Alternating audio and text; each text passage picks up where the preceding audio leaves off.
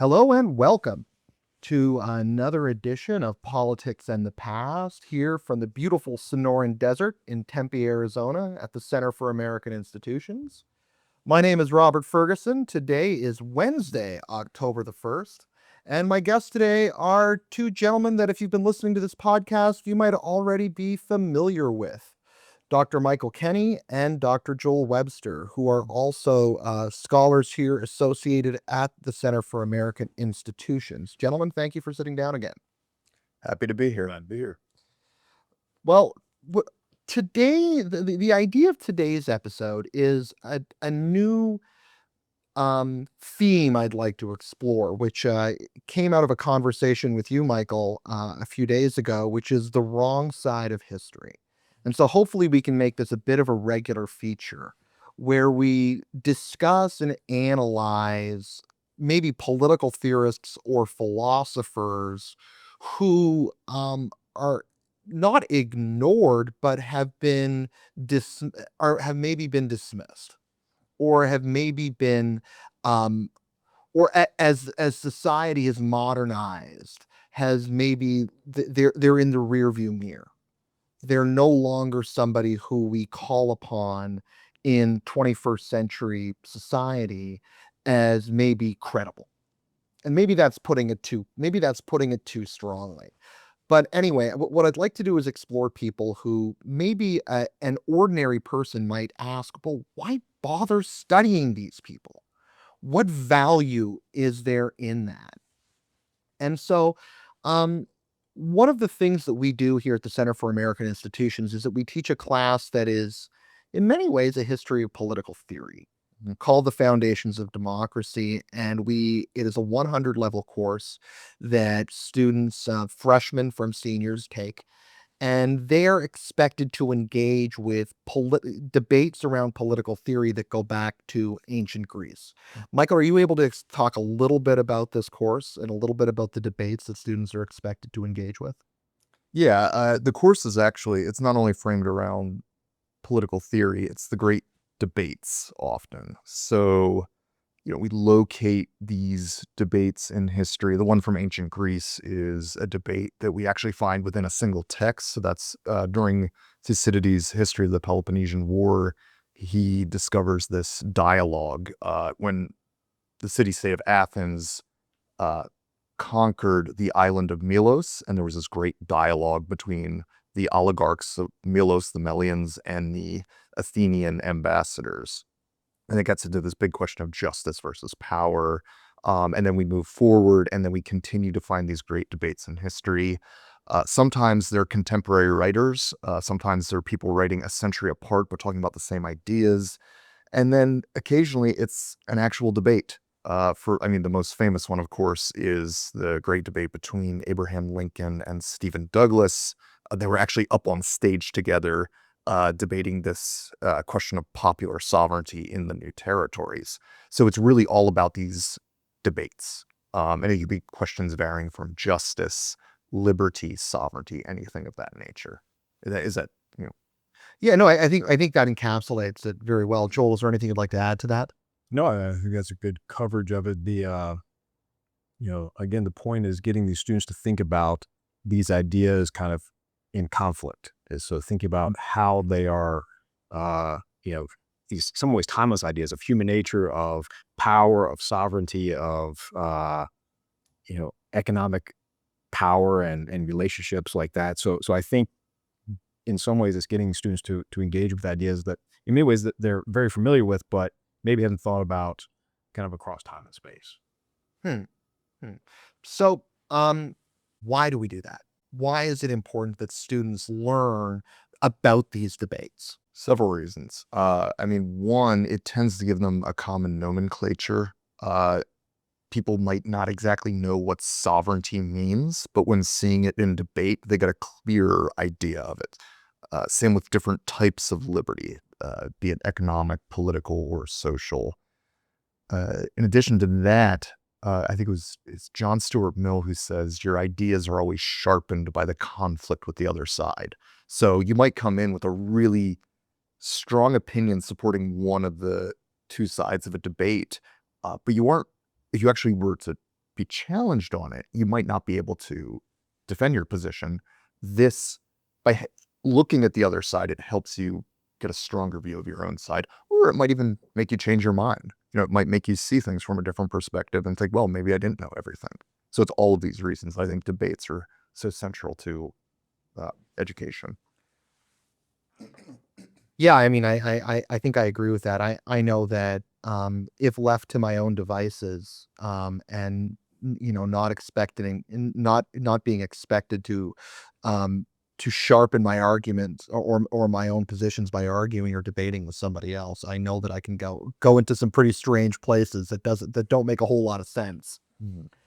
So yeah, being, forced to confront with debates, confronting the other side forces you to stay grounded, I think, and to really understand your principles and the implications of your principles.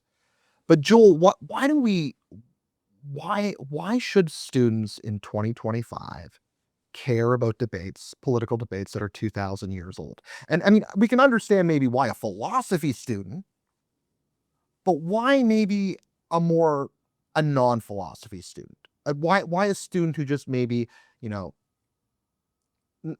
general interest might even be going too far, but why is it important for students to be exposed to these debates?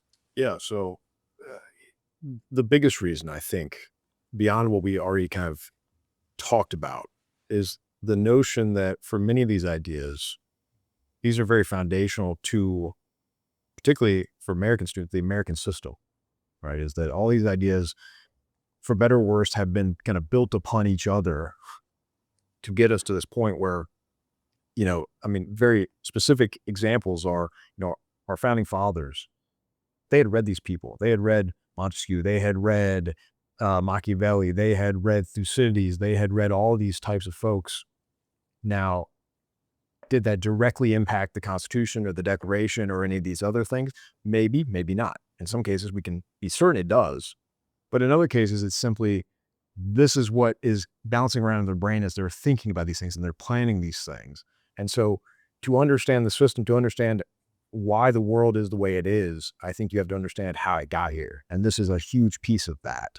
Although obviously not the only one, because we only have so much time in a semester. So these are not every debate, every question, every concern, but we are hopefully giving students the ability to do this, as well as, again, thinking about it this way, is students get into, these moments and we were all there.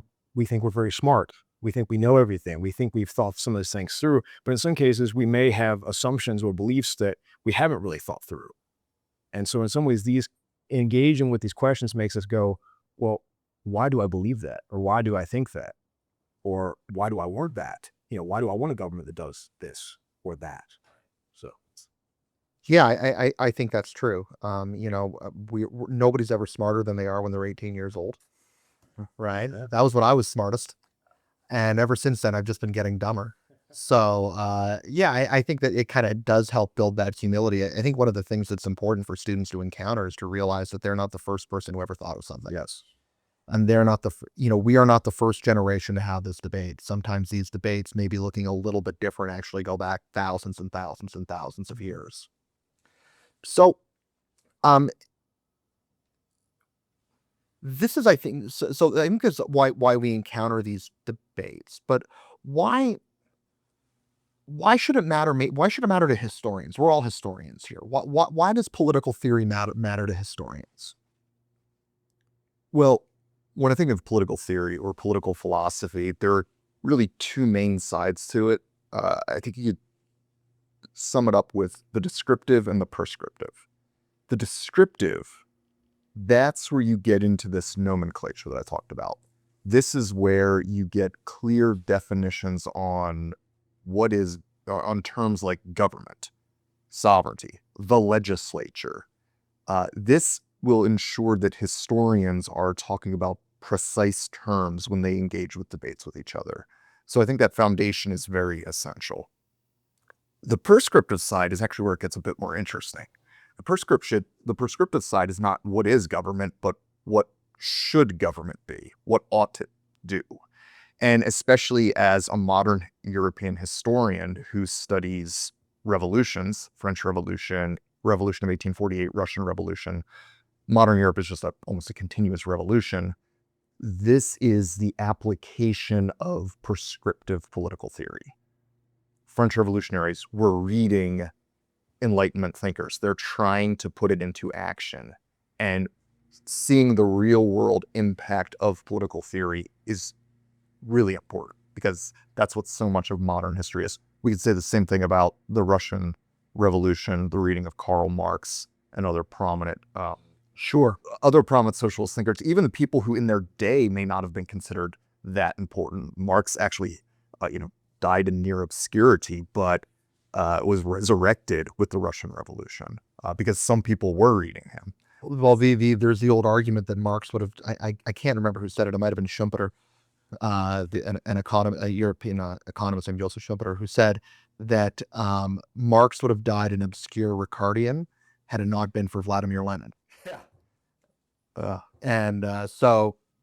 But I mean, and interestingly enough, on that note, during the Russian Revolution, especially guys like Trotsky, but not just Trotsky, they believed they were redoing the French Revolution, right? And they were very cognizant and aware of, okay, who's Danton, who's Robespierre, where's the Bonapartist we have to worry about, right? Because they believed there was this, that they were part of this same cycle. How do we stop Thermidor from happening? Exactly.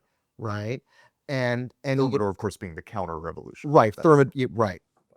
Which is what follows the Reign of Terror. Yes. Yeah. During the French Revolution. And so there is this like self-awareness, there's sort of, or this, they aren't even, necessarily political theorists, but they're even thinking about how this experience 130, or 130 years before they were encountering it, how that impacted their own experience during the revolution. So now, Joel, you and I are American historians. Yep. So perhaps European thought doesn't have the same, European political thought doesn't have that same effect, at least in the era that, that Michael studies, where in Europe, as you mentioned, it's kind of one continuous revolution. And maybe part of that is the American belief that that Americans are different, that Americans have maybe, their experience means that they can start things new. But in your own research, where do you encounter political theory? And it doesn't have to be ancient, or it doesn't have to be older European theory either. No. I mean, I think looking at, political history in the 30s, as I've done, most people that are engaging in kind of the public square, they're trying to justify, we could say like something like historical consciousness or something like that, right? Is that they're trying to justify their actions in the present, usually by looking back.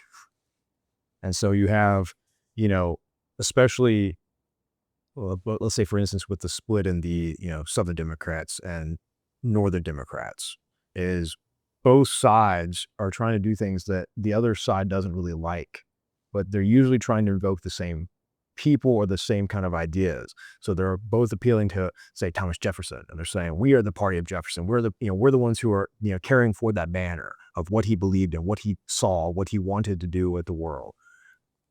Well, they can't both be right, at least fully in that sense, right? But that's a piece of that. And again, we see it all the time today, as you see, Republican Party saying, oh, we're the party of Lincoln. We're harking back to those ideas, right? And so this is playing out all the time. And in some ways, again, sometimes it's very surface level. I mean, this isn't getting into like nuanced, like, oh, this is what Thomas Jefferson wrote on this page, that type of like detail. But it's still about appealing to kind of these political ideas that are at the undercurrents or the foundations of the system. No, I mean, I encounter that in my own work, which is sort of similar to your time period. In the 1930s and 1940s, the Democratic Party is very explicit in their desire to recapture Jefferson. Yeah. Right. Against the evil Republican Hamiltonian Northeasterners, the plutocratic Hamiltonians, right? Yeah. And I think Franklin Roosevelt himself, in some ways, saw himself as a type of Thomas Jefferson figure. Yeah. But okay, so I mean, but so why is it important? I mean, I think we can all understand why we would teach American students about Thomas Jefferson, about Thomas Jefferson's political thought, or Alexander Hamilton's political or his economic thought, or even Calhoun's thought. But why is it important for American students to understand political theory that's maybe outside the American tradition? Because I don't think it's really as far outside as most people would think. Okay. And I think especially English philosophers like Thomas Hobbes, John Locke. I mean, these are part of the American tradition because we were a colony of the British Empire, and whether we like it or not, that's there. That's part of the fabric, and so at a certain level, those types of things I don't think can be dismissed so quickly. Now, maybe other non-English speaking writers and thinkers that weren't as widely translated or things like that, we can maybe say less people maybe read that, right? Maybe most colonists who were able to read around the time of the founding, maybe they hadn't read Thucydides, right? Maybe, but some of them probably had, or and again, partly because we know Thomas Hobbes translated around that time, so people are probably reading that in the English world. So to me, that's probably the biggest reason, is that this is part of our tradition, at least at a certain level. Yeah, and I've actually found when students read John Locke, they're amazed at how much they already know about it. Yeah. Because, if you've read the Declaration of Independence, Locke is very present in it. And it just jumps off the page at them when they're reading Locke. But it's not just a reiteration of something they already know. It gives a more foundational understanding of it. He's going back to the state of nature, explaining how you get into society, what is the purpose of government. And then we start to see the things in the Declaration of Independence, this idea that when there's a long train of abuses, that's when it's time to revolt. That's what the founding fathers believed. It was time to revolt. And you get a broader understanding of it. At least that's my sense. Yeah, I mean, I think the Declaration of Independence means a whole heck of a lot more to you, and students get a whole lot more out of it once they understand John Locke. Yes, For sure. yeah. Well, this seems like a good point. When we called it the wrong side of history, we probably aren't here to talk about John Locke.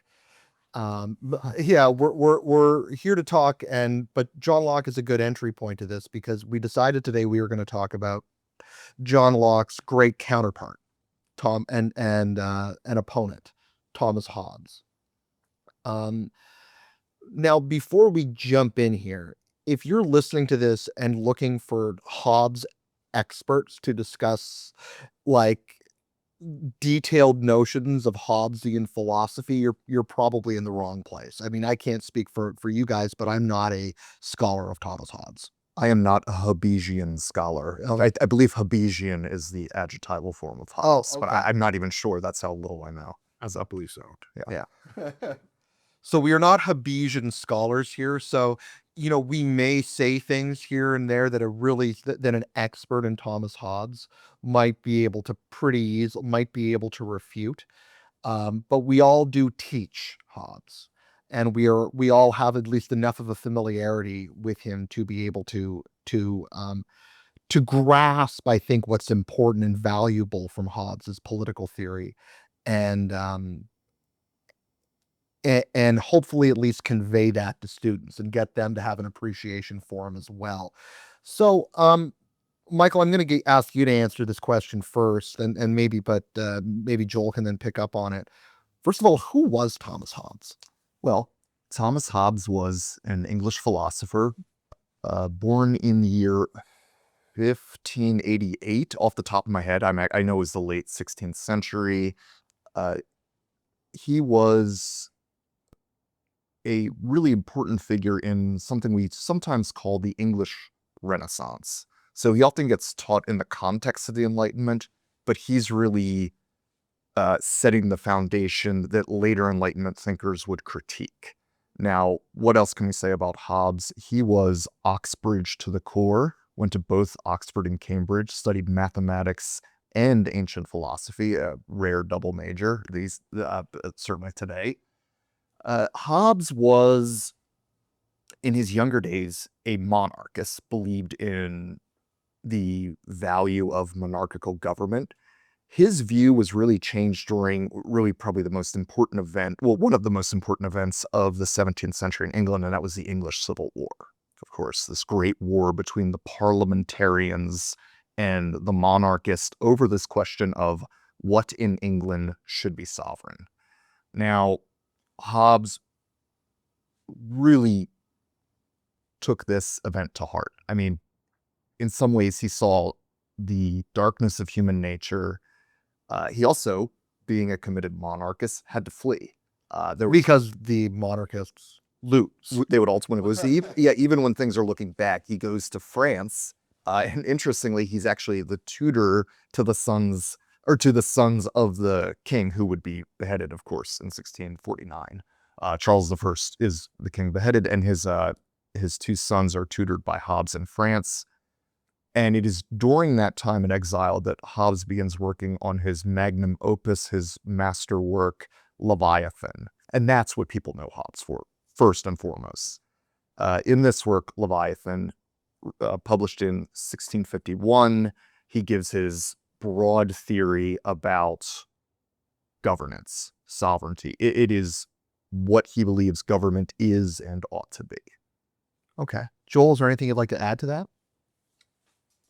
Yeah. I mean, very, very quickly, the big piece I think is, and this is what kind of jumping ahead a little bit, this part what gets lost, I think, by a lot of students and a lot of people who understand this, because I think if anyone's ever heard of Hobbes and Leviathan, the first thing they think about is Leviathan, and they assume that this is him wanting this like absolute monarch or this absolute tyrant type figure that's embodied by that imagery of the Leviathan.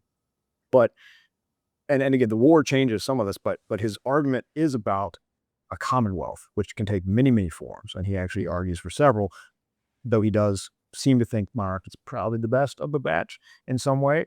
However, he's not necessarily saying there shouldn't be a legislature, there shouldn't be a parliament, or there shouldn't be some other collaboration of people within this system. And so I think that that's a key point that kind of gets lost sometimes as people are engaging with this, because again, much like we see with other writers and thinkers, the line that most people think about is, like being nasty, brute, short. Like if people have heard of Hobbes, they know that quote, and like that's about it, and they don't really think about then kind of the consequences of the system he's trying to. Right. And the other thing I would add in there, so I think that's important to note that he, although in his younger days he is a monarchist, he isn't necessarily saying the government has to be a monarch. Yes, absolutely. Yeah. The other thing is we have to consider who is, or not who, but what is the idea that he's really pushing back against? He's not so much pushing back against people who would agree with Locke, the people who would advocate for a certain right to revolution. He's actually pushing back against other monarchists.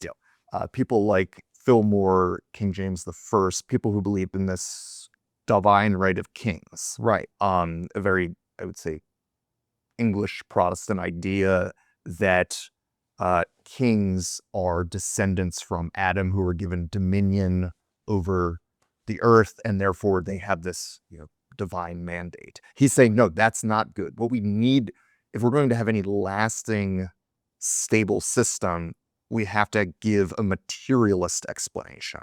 Mm-hmm. That's where he really differs from the people who come before him. Well, that was actually going to be a question I was going to say for later, but I think maybe we can ask that now. Let me tell you, what does Hobbes mean when he talks about sovereignty?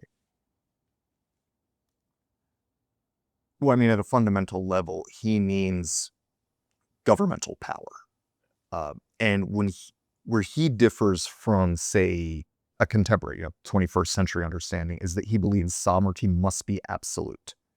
He does not believe in the rule of law. So when we think of the rule of law, that would be where all people are bounded by a single law, both ruler and ruled, or governed and the people living under the government. He believes it must be absolute. So decisions on legislation emanate from a single source. Now, again, that source could be a person or it could be an assembly, but it has to be one entity, not just legislation, but also foreign policy, making treaties, making alliances. This all comes from a single source. That is sovereignty.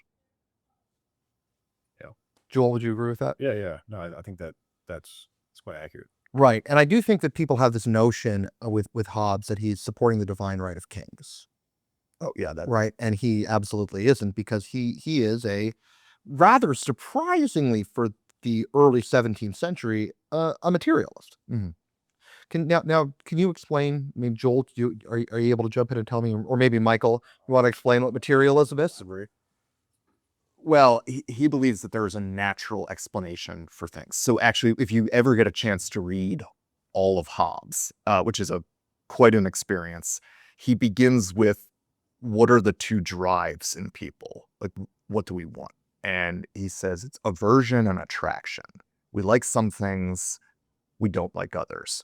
And then from there, he develops this whole theory. He gets to what we would call the state of nature, where people want things, they want goods, they want glory.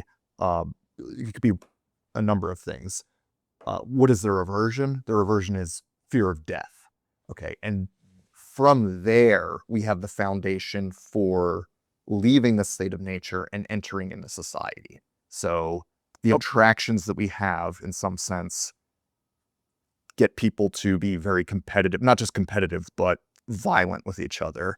And then it's the aversions that get people to think, well, maybe there's a better situation than the state of nature where we're at each other's throats. Right. So maybe for the people who haven't taken foundations of democracy, what is the state of nature? So the state of nature, and actually I would say when we think about Hobbes' main arguments, there are really three core pieces to this. The first is the state of nature. I would say the second is the making of the social contract. And then finally, what government ought to look like. So the state of nature, this is quite simply, when historians write of this, or excuse me, when theorists write of the state of nature, they're in a sense doing an imaginative exercise. They're thinking, what would life be like without government and laws? So for this, you can not only think of that situation, but you think, well, what is human nature? Given human nature, what would be going on without laws? And Hobbes, of all the theorists, has one of the most descriptive and brutal descriptions at that. Brutal descriptions of the state of nature. He says, look, it is the war of all against all. Without government, people are killing each other. You're either killing other people or you're hiding for your life. And so that's, now later theorists will challenge this, although as students gather, they actually don't challenge it as much as it seems. It's an issue of tone.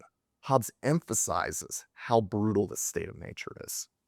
Right. So he argues that even if that you're constantly insecure in the state of nature, even if you manage to gather a certain amount of goods or a certain amount of comfort, whether you did that by attacking somebody else or you did that by, picking fruit off of trees, you're always vulnerable to that being seized from you by somebody stronger and you being killed in order for those things to lose those things. And this is, his idea of war against all. And Michael, how does he describe life in the state of nature? Oh, well, it's probably the most famous line from Hobbes. There's nothing that we would associate with civilization, no arts, no learning, no navigation, well, there's one thing that is lacking, and I'm going to get to that in a second. But most famously, the life of man is solitary, poor, nasty, brutish, and short. Not very pleasant. But the other thing, and I think this is really central, that he says, there's also no society in the state of nature. Later later political theorists will say you actually do get the foundations of society before you create government. For Hobbes, they almost come in a single moment. And that's, I think, where he departs. Without this government that is absolutely sovereign, you can't even have society. Right. And so this brings us to what is the social contract? So Hobbes is going to argue that the social contract is made to get men out of the state of nature. Mm-hmm.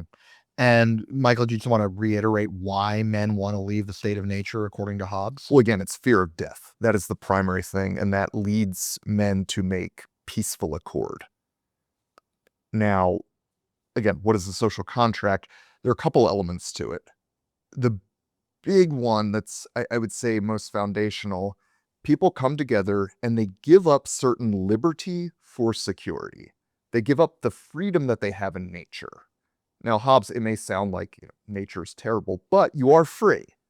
You're mostly free to die, according to Hobbes, but you are free to... You're also free to kill. Yeah, you have unlimited freedom. You give that up for certain security.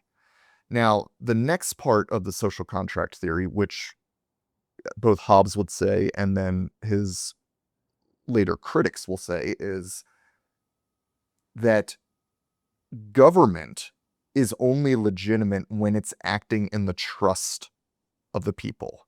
And of course, what does that mean to act in the trust of the people? You act for the reason that people left the state of nature. Now, for Hobbes, it's quite simple. You leave nature to be protected, to live at peace. So, as long as government is protecting people, it's, people aren't dying, they're not getting And not invaded. arbitrarily killing or allowing for invasion. Yeah. Then in that case, government is doing its job, and you must remain under it. Now, later theorists will say, no, there are some other responsibilities that government has. Yeah. No. So Joel, what does the making of the social contract look like, according to Hobbes and other social contract theorists? For Hobbes, it's, as Michael was just saying, it's a little less complicated. I think is that it's kind of more straightforward. Is that people start kind of coming together and trying to figure out a way to have that kind of collective security, essentially. Right. Is that they're trying to come together to do that. And in the case of Hobbes, and again, this is what makes him slightly different, especially from Locke, a little less so from Rousseau, but coming together to create this sovereign that is completely kind of immune from critique and from punishment, is that they are essentially outside of the law. They're outside of the power. So you're coming together to do that. That again, and see. I think this is again part of why engaging with this is good for the students, is that they think about kind of an absolute sovereign somehow equaling tyranny, perhaps, or that this is oppressive. That would be the system. general, I think, modern interpretation of what an absolute sovereign would mean tyranny. Yes. However, again, Hobbes is not envisioning that at all. And he actually goes to great lengths to kind of explain the fact that, well, in some ways, if there's not a law for something, well, you're free to do that. And as well as, again, kind of getting in, and maybe jumping ahead here a little bit, but his idea of freedom is essentially, are you in chains or not? Are you in jail? Is your movement restricted by the state? Right? And if it's not, well, you are free, essentially. And now, again, there's certainly levels to that, as we can imagine, but that's also very different than we're going to see from some of the other kind of social contract theorists. Is like, well, what is freedom? What is liberty? And for Hobbes, it's kind of the most wide open in some ways, in terms of both definition and maybe reality. That again, I think challenges that notion of like this being an oppressive 1984 type system where the government is dictating everything you do. Right. So I'm just gonna bring us back to the idea of the social contract, that it's an imaginative exercise, and that you kind of like, just like the state of nature, where all the people got together, right, and decided we need to leave the state of nature. And in order to do so, we need to empower somebody and create a contract with somebody who is going to protect us from ever returning to the state of nature. And to Hobbes, that's, we are going to empower a certain individual, a certain institution with absolute sovereign power. So to protect us from ever going back to the state of nature, because to Hobbes, there's nothing worse than the state of nature. Why does the concept of the state of nature and then the social contract matter to both theorists and practitioners of politics? Again, I think the big reason is that this reflects both kind of Renaissance thinking and then Enlightenment thinking that's going to, again, kind of come after Hobbes. He's questioning why things are the way they are in some way. And so, again, you can't read Hobbes, and you really can't read any of these social contract theorists as like this is describing what happened. This is not a historical account. This is trying to explain why people might create or should create a government, or how you might reach this point, right? And as well as, especially by the time you get to Rousseau and Locke, even in some ways, is that it's also about what should be the better government. So not just like how did you reach government, but how would you reach a better government, right? Okay. Which is, again, challenging the institutional sense of how states should be existing, which is, again, why in some ways him even challenging, kind of dancing around the edges of it, challenging monarchy is a huge deal, because that's the norm at this point. It has been for centuries for most of these states in Europe. And so even questioning that, even though he kind of, again, doesn't do it as hard as, say, Locke or Rousseau or others, that's a big deal. Right. So he's providing a justification for government that might not rely on the supernatural. Yeah.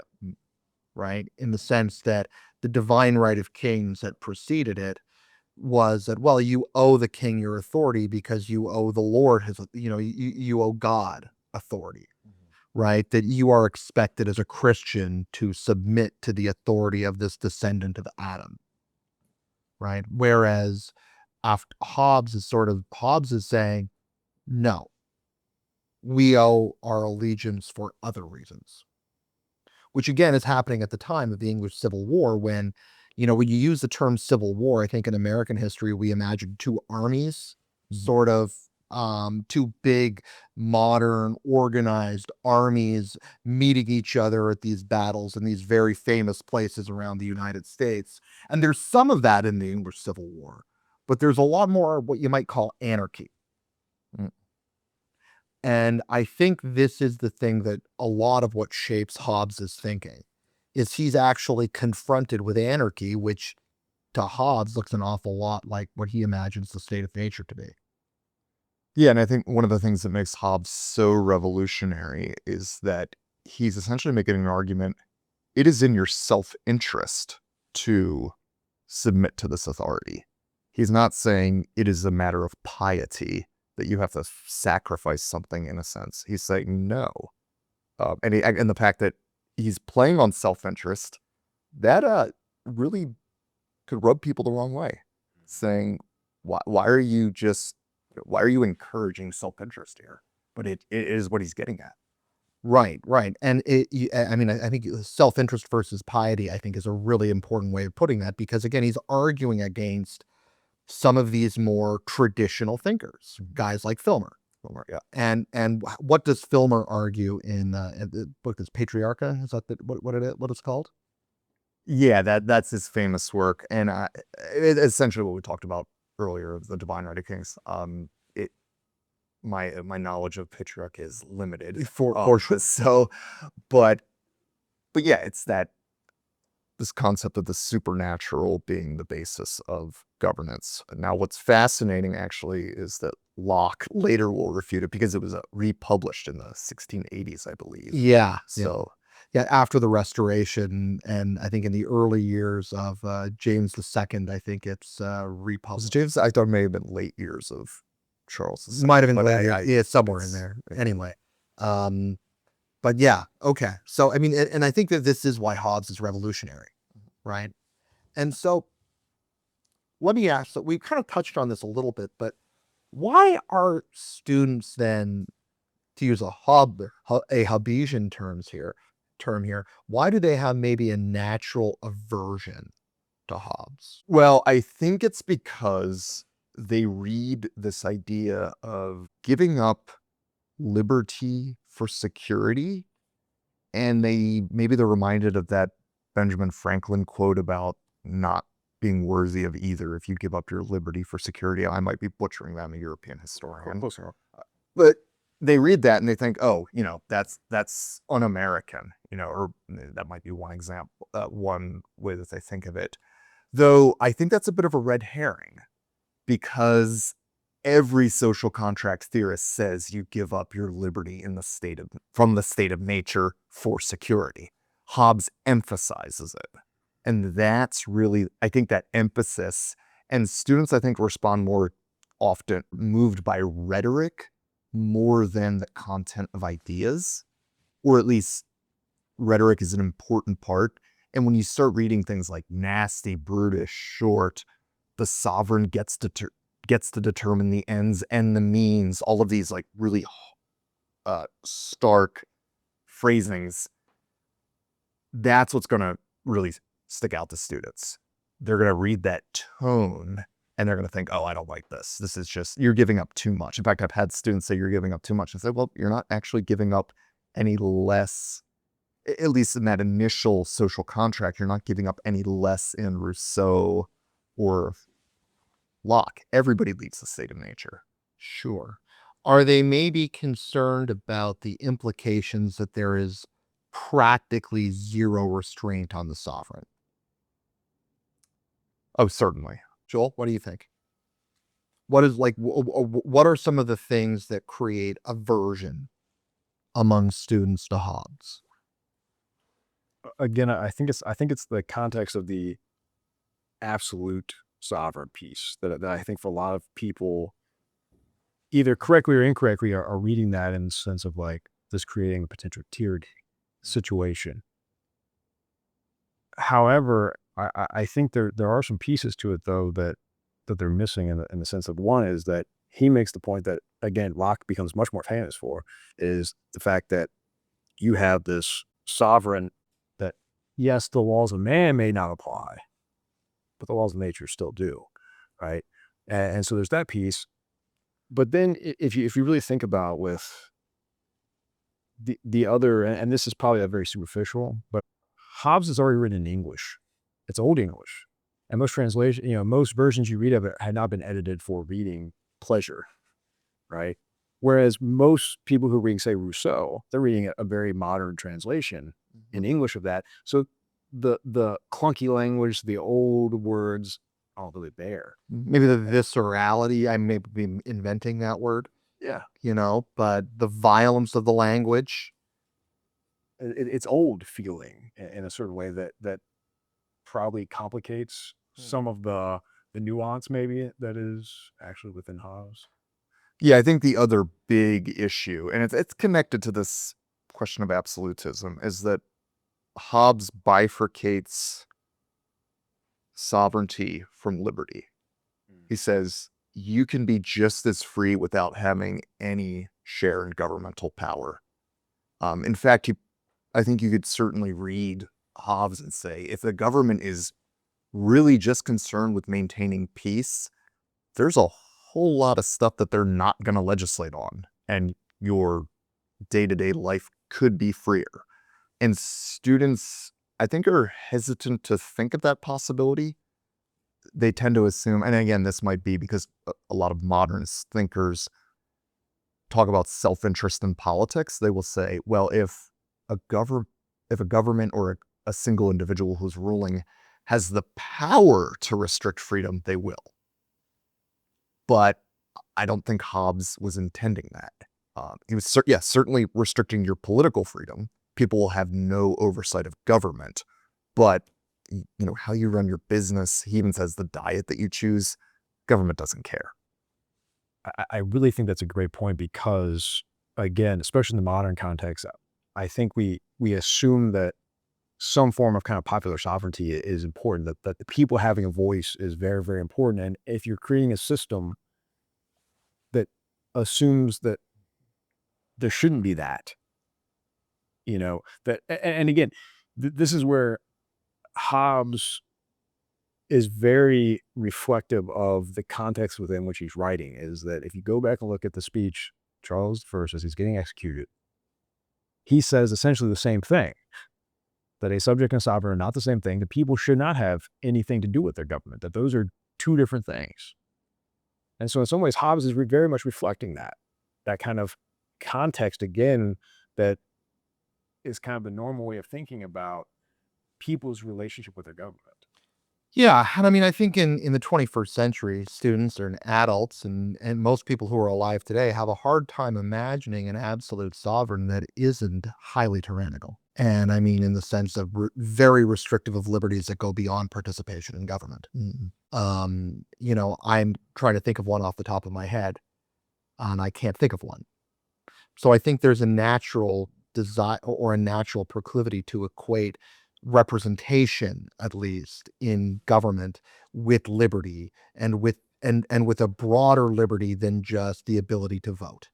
That there does seem to be this correlation that, while I don't know that students have necessarily well thought out, and I mean, there's certainly many of the tyrannies of the 20th and 21st century were built on models of popular sovereignty. They weren't built on notions of a Hobbesian Leviathan. Yeah, I would say a few things to that. First, it should be noted there's definitely room for some voting in Hobbes.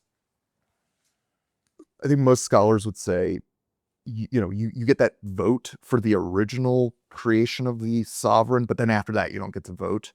Well, it's hard to say. I mean, you could imagine that you can vote members into the assembly, but the assembly itself is the sovereign thing that cannot be questioned. Now, that might be playing a little fast and loose with Hobbes, but, we're not Hobbesian scholars, so we can do that.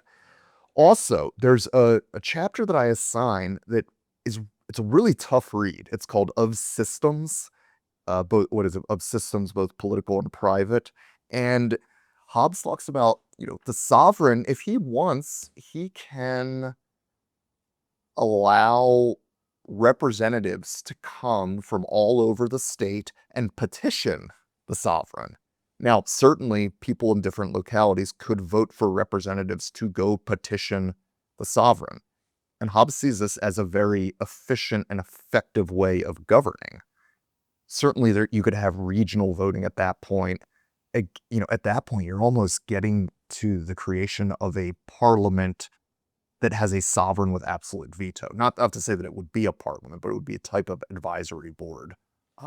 Yeah, well, I mean, I think you see in the late 19th century in Europe, you see some of the particularly the Russian monarchy is trying to actually develop something like that as they're trying to modernize. There is this attempt to create like advisory boards. The czar is still ultimately completely sovereign, but there is this desire to find mechanisms and ways for there to be broader popular representation, in order to, but ultimately, of course, everything will be, is at the sovereign's discretion. Yes, and the other point I wanted to bring up, you said that modern governments, modern political systems are based on popular sovereignty, not unlimited popular sovereignty. Every modern, liberal democracy essentially is this idea that, yes, the people get absolute say unless it trounces on individual liberties. So there are always going to be limitations to what the people can say. And even in a pure popular sovereignty, one individual can get outvoted. So the individual is always going to be, in a sense, alien from direct oversight of government, I think. Yeah. Joel, is that how you see it too? Yeah. No, I think that's an accurate way to especially think about, and again, this actually gets to Hobbes' point about if you have divided rule at all, is you're weakening the sovereignty in some ways. And so you can't really do that in reality, because if you start saying, hey, individuals have more power or this type of thing, is at a certain level is you're diffusing power and weakening that ability to actually function. Well, if you're dividing sovereignty, and I don't know that Hobbes says this specifically, but if you're dividing sovereignty in any way, you create the conditions for there to be conflict between these two sovereigns, which creates the opportunity for civil war. I mean, in the English Civil War, Parliament started to think of itself as sovereign, and that is the part of the issue, or maybe the key issue in the English Civil War. And the American Civil War is a consequence of states saying, no, we have the sovereignty to make this decision, versus the federal government or the national government saying, no, we have the sovereignty to make this decision or to impose this policy. And so you can sort of see Hobbes' Hobbesian logic playing out, not just in the English Civil War, but in the American Civil War. And I think in most major conflicts, right, certainly internal ones, is a disagreement over sovereignty. You know, I mean the French Revolution, right, is questions over who is sovereign. Mm-hmm. And that's what leads to a great deal of the violence and the anarchy. And that anarchy is, of course, Hobbes's fear, you know, is what Hobbes fears the state of nature looks like.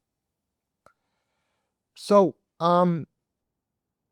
what are things that I guess we appreciate about Hobbes as scholars and as citizens that maybe 18-year-old students might, who are encountering Hobbes for the first time, don't appreciate about him? He's remarkably consistent. I think you get a very clear sense of what sovereignty is. When you read Locke, for example, it's really hard to say what is sovereign, and partially because Locke avoids the topic of sovereignty. He talks about supreme power, and he wants to keep these natural laws above everything else.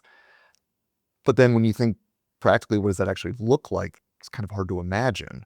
Whereas it's not hard to imagine, well, it might be in terms of personal freedoms, but it's not too hard to imagine what the government can do for Hobbes. And then when we think of, say, someone like Jean-Jacques Rousseau writing more than a century later on the social contract, there's this huge ambiguity between, say, the general will and the majority. The general will, of course, is this, it's really hard to describe, but it's this, he would say it is the exercise of sovereignty. It's the collective interests that have decision-making power, and it can't be reduced to the majority, but you have to vote to really get at what the general will is. One time I think I tried to draw a picture of the general will, and I guess I didn't use the right color. The students couldn't grasp it. But I think Hobbes is just much less ambiguous. And the other big consistency, we think, what is freedom for Hobbes? Motion. What is his foundation? We are bodies in motion with attractions and aversions. That is the thing that has to be maintained at all time.